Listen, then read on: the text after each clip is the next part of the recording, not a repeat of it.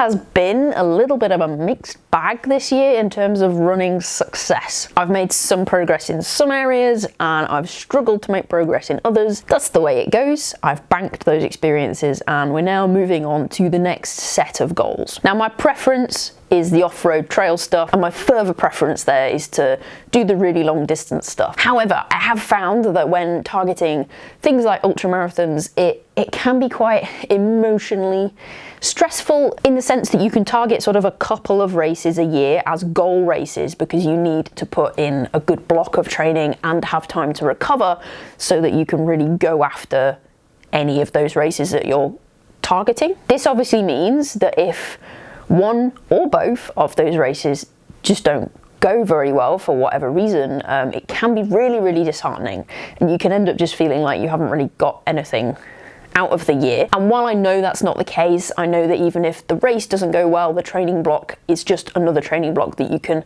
stack and build from. There is still that mental component of wanting to have walked away with something, some sort of marker of actual progress in the form of a race result, preferably. So for me to maintain my sanity and also just work on areas where I feel like I do have a lot of room for improvement, I periodically do a road training block to target my 10K and my half marathon. That is what we are doing this winter. The first target will be Doncaster 10K. That's happening in about 8 weeks' time, and I'm implementing a new training plan to approach this race and the goal I have for it. Now, my PB is 48:28 from Doncaster 10K last year. I didn't do a particularly structured training block to lead into that, and I felt like I achieved that time relatively comfortably. So there is a ton of room for improvement there, and because there's a ton of room for improvement, I am gonna shoot for a pretty big jump in my PB time. I'm going to be going for sub 45. This is a pretty big jump,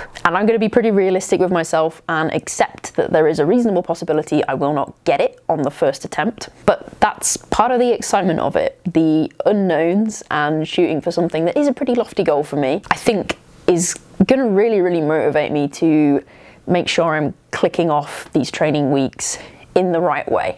I'm still very much at the stage of my running journey where I can still get loads and loads of gain out of pretty simple and boring training. So that's what I'm going to keep doing. Over the last number of months, we've seen me get improvements out of just running more. So we're going to keep the volume, build the volume back up. And I'm going to implement a training protocol that I know I will be able to repeat week in, week out, and I'm pretty excited to see how it goes. We're going to be using the Norwegian singles approach, or single threshold training. I'm going to go into a lot more detail about exactly what that entails and why I've picked this in the next video, but it's not drastically dissimilar to how I've kind of approached training in more recent months, and found that I've enjoyed approaching it that way. So I think just basically taking a more optimized version of it is going to suit me really well, and I think it's going to benefit me a lot.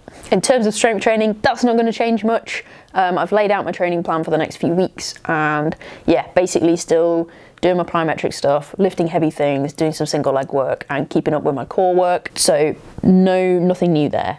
That's all pretty straightforward. But we'll be documenting all of the training over the next 8 weeks in the build up to the 10K.